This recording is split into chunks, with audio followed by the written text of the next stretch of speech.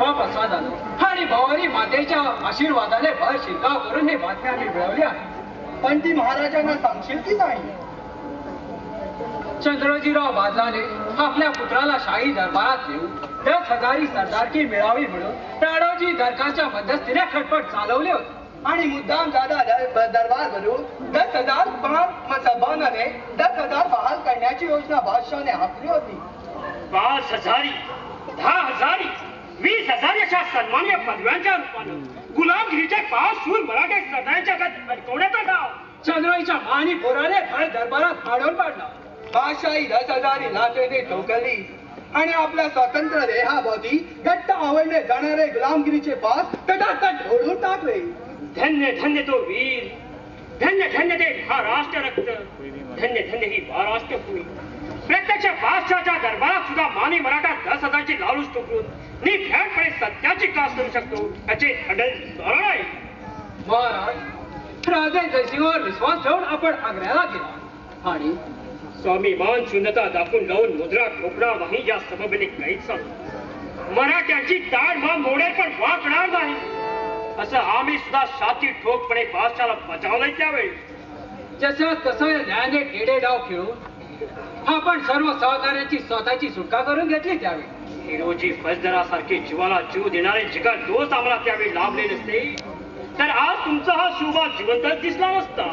पण महाराज प्रतापरावांच्या सुटकेबद्दल आटोकाट प्रयत्न करावेच लागेल आम्हाला. प्रसंगी असल्या माने आणि स्वराज्य निष्ठाना प्राणाची सांडण करून मुक्त करावाच लागेल आम्हाला. महाराज बादल वंश परकीयाच्या बाजूने अशा या देशभरा भाषाने शासन केलं तर खाट्याने थाटा निघेल. स्वामी निष्ठा म्हणून आपल्या बरोबर या महाराष्ट्राचं अतुका नुकसान केलं आणि आता कुशाल भोगा म्हणावं आपल्या कृत्य कर्माची फळ. हिरोजी असं म्हणणं म्हणजे बिद्र्यात सापडलेल्या सिंहाची मुक्तता करण्याऐवजी त्याला डिवचल्यासारखं नाही का होणार. पण असल्या स्वराज्य द्रोहासाठी महाराजाने आपला जीव धोक्यात का म्हणून घालावा. संकट प्रसंगी दुसऱ्याला सहाय्य करणं शिवाजी भोसल्याचं ब्रीद आहे.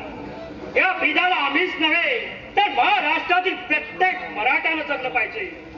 महाराज चंद्रजीरावांचे दोन्ही शूर पुत्र प्रताप आणि हिंमत जर स्वराज्याला मिळाले तर स्वराज्याच्या इमारतीचा पाया आणखी मजबूत होईल. त्यासाठी संकटात सापडल्या वैलासला मध्येचा हात द्यायचं ठरवलं. कदाचित तोच हात मित्रत्वाचाही ठरेल. मराठा जितका मिळवावा हेच आपलं ध्येय नाव.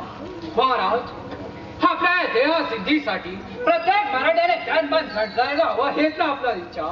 तन मन धनानं झटणारे जीवाचे सोबती आम्हाला लाभले नसते तर आम्ही स्वराज्याची मुहूर्तमेढ रोवली असती की नाही हा संशयागत प्रश्न होता. जाऊ द्या भेटजी. प्रतापराव बाजाराला कुठल्या तुरुंगात ठेवलं हे तुम्ही पाहून आलात का? प्रतापराव बाजारात ठेवलेला आम्ही तुरुंग पाहिला आणि आपल्याला जिवंत पकडून देण्याची त्यांची प्रतिज्ञाही ऐकली आहे. असे जंग जंग पछाडून काही प्रतिज्ञा करून आम्हाला पकडायला आली आणि आमच्या दोस्तांच्या संचेला बळी पडून 10 प्राणाला मुकले. नाईक खोपडे आई खाणीचा आणि मासाहेबांचा आशीर्वाद घेऊन प्रतापराव बाजाराच्या सुटकेसाठी आजच्या आज विजापूर गाठूया.